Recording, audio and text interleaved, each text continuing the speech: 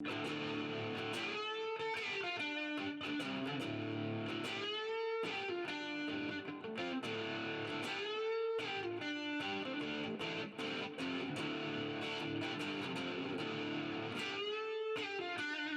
up, y'all? I'm Naaman Dyer. So my friend Mike Botros has graciously agreed to shoot a little video here. We're doing a music video tonight and tomorrow for Without Warning. It's my new single that's on Spotify and iTunes and stuff, so y'all should check that out for sure. Born and raised in South Point, Ohio, and I went to a small high school with probably 40 people in my graduating class, and so yeah, as far as like picking up the music thing, it started really early on. Back when I was 6 years old, my dad taught me how to play the drums. Got me a little drum set for Christmas and set me up in his office and taught me a couple beats, and I played for hours.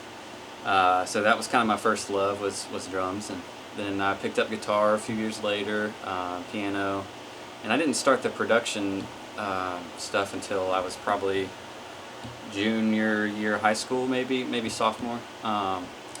So yeah, and I started messing around with some like dance beats and stuff on Logic, and yeah. I'm currently a third-year vet student at Ohio State. The Ohio State? The Ohio State. I have a hat that says "the" on it. Just the. Just the.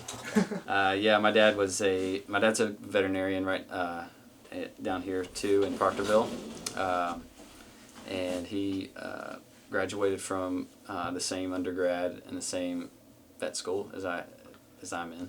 So it's kind of a legacy there. Yeah, and he's kind of been has been my biggest inspiration for lots of things, for vet school, for music, and although he's not like a singer himself or a musician, outside of being able to play the drums, he kind of introduced me to it early on, and so we're here in my studio right now.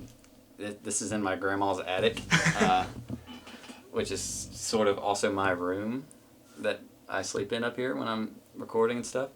And yeah, I just kind of put this stuff together over the past 8-9 years. Slowly bought it one piece at a time. How much did it cost you? Oh, there's probably it's a hard guess, but $2 or $3 grand worth of stuff in here.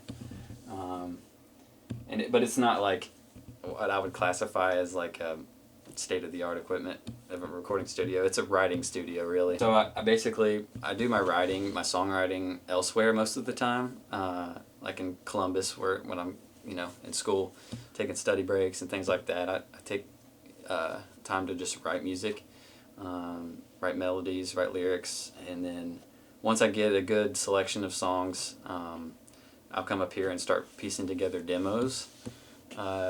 Originally, I kind of tried to do the whole production myself, where every instrument that you hear on my first record, Homemade, is played by me, and all the vocals are by me. And that worked out for the first album, but eventually I started realizing, like, most people, when they produce like quality music, they have a lot of help. It's a team effort. And so my latest stuff has kind of turned this space into more of a demo making space, to where I'll come up here and I'll write, or I'll record a demo, and then I'll send that off to somebody, and then they'll help me kind of produce the song, bring forth what my idea was for the song. I've got a couple guitars up here, a bass guitar, I've got a banjo, a dobro, I have a lap steel guitar, keyboard, MIDI controller here. You probably can't see it, but not at all. But it's been a lot of fun. Only recently have I started country music. As of February 2017, I released my first country song. Ever since then, it's been a blast. It's been a great creative outlet for school, and It's a good de-stressor. I think the most therapeutic thing about music and the most de-stressing thing about music, outside of the music itself, is the lyric writing, the songwriting aspect for me. I've written so many songs that I don't ever really plan to produce, that I just wrote out of needing something to express emotion and feeling. Something I'm going through in my life, I'll write about it, if it's good or bad.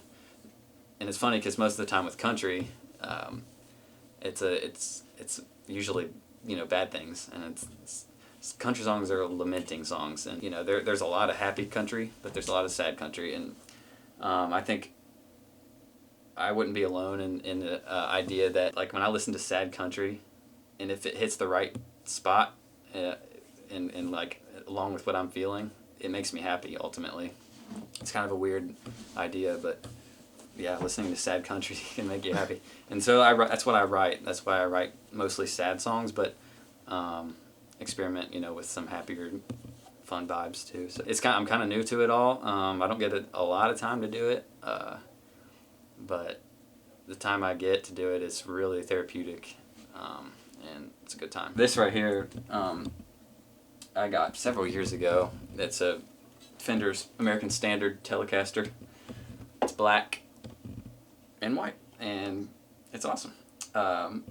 It's been on every single song I've recorded, except for the newer ones that I had help on. But yeah, that's probably one of my favorites. And I don't have it with me, but I have a Taylor 816 CE acoustic electric, and it's a really awesome acoustic guitar, and it's also been on every song that I've done. I have a bass guitar. I'm not one of those people that has a ton of a single instrument, like a ton of electric guitars or a ton of bass guitars. I just have one functional instrument of that class. So I plan on coming back here to where I'm from, to work with my dad, at least for a little while. And then if the whole country music thing works out and I start getting my name out there in Nashville and things like that, I'll probably move down there. It's definitely been something I've been thinking about recently. So yeah. Catch him on tour 2022. I doubt it. If I'm on tour, I'll be in a van or something. But how does this help your mental health during vet school? Because I know that's a huge topic. Dude. Yeah. So like with anything, everybody has to have their thing. Whether that is reading, painting, dancing, music, whatever. If you don't have that, you're really you're running a dangerous game when you're in something like professional school. Yeah, so growing up, even in an undergrad, I used it as a tool for de-stressing, and I don't remember it ever really helping me as much in undergrad as it has in vet school, for sure. That's but yeah, as far as I've always kind of had lots of support with my family for mental health kind of issues, and they've always pushed me to have a creative outlet. Glad you guys got to check out the studio, and yeah, you're welcome back anytime. Oh, thanks. But yeah, we're getting ready to shoot a music video for Without Warning, like I said, and it's funny because that song is it's going to be probably the first song on the EP that I'm planning on releasing at some point.